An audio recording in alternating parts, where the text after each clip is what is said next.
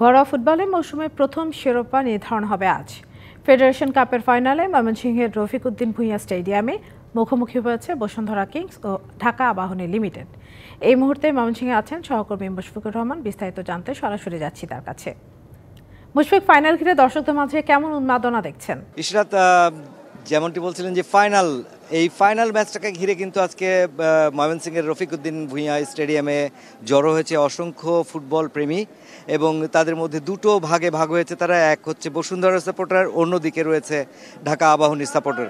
আপনাকে একটু বলতে চাই যে আজকে ময়মনসিংহে এই মুহূর্তে কিন্তু 31 ডিগ্রি তাপমাত্রা রয়েছে, 31 ডিগ্রি সেলসিয়াস, এবং সেই জায়গায় অনুভূতি তাপমাত্রা হচ্ছে 39 ডিগ্রি। আর সেখানেই কিন্তু রয়েছে অসংখ্য দর্শক যারা ফুটবলকে ভালোবাসেন, যারা বসুন্ধরা বা আবাহনীকে ভালোবাসেন।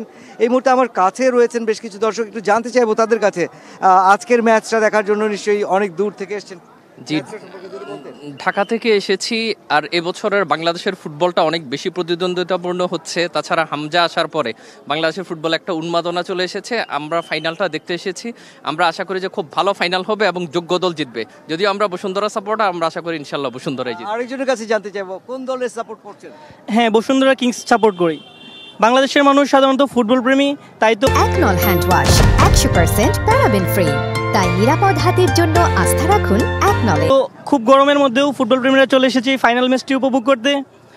আবাহনী এবং বসুন্ধরা কিংসের মধ্যে চরম প্রতিদ্বন্দ্বিতা হবে এবং যোগ্য দলে ইনশাল্লাহ জিতবে। ধন্যবাদ আপনাকে। যেমনটি শুনছিলেন নিশাত, যে এই ফাইনাল ম্যাচ কেন্দ্র করে ঢাকা থেকে বা আরও দূর দূরান্ত থেকে এবং ময়মনসিংহের স্থানীয় মানুষদেরকে আমরা দেখেছি এই ম্যাচটিতে উপভোগ করার জন্য এই প্রখর রৌদ্রের মধ্যে, এই গরমে কিন্তু তারা মাঠে চলে এসেছেন। এবং আপনি জানেন যে ঢাকার বাইরে খেলা হওয়া মানেই হচ্ছে ফুটবলের বাড়তি উন্মাদনা এবং সেখানে গ্যালারি ভর্তি দর্শক, এবং সেই জিনিসটা আমাদের চোখে পড়েছে। অসংখ্য দর্শক দেখেছি, ছেলে বুড়ো থেকে শুরু করে আবাল বৃদ্ধ বনিতা সবাই এসেছেন এখানে এই ম্যাচটি উপভোগ করতে। আমি রয়েছি স্টেডিয়ামের ঠিক মূল ফটকের সামনে, যেখানে দেখতে পাচ্ছেন গেটে। ধন্যবাদ মুশফিকুর রহমান।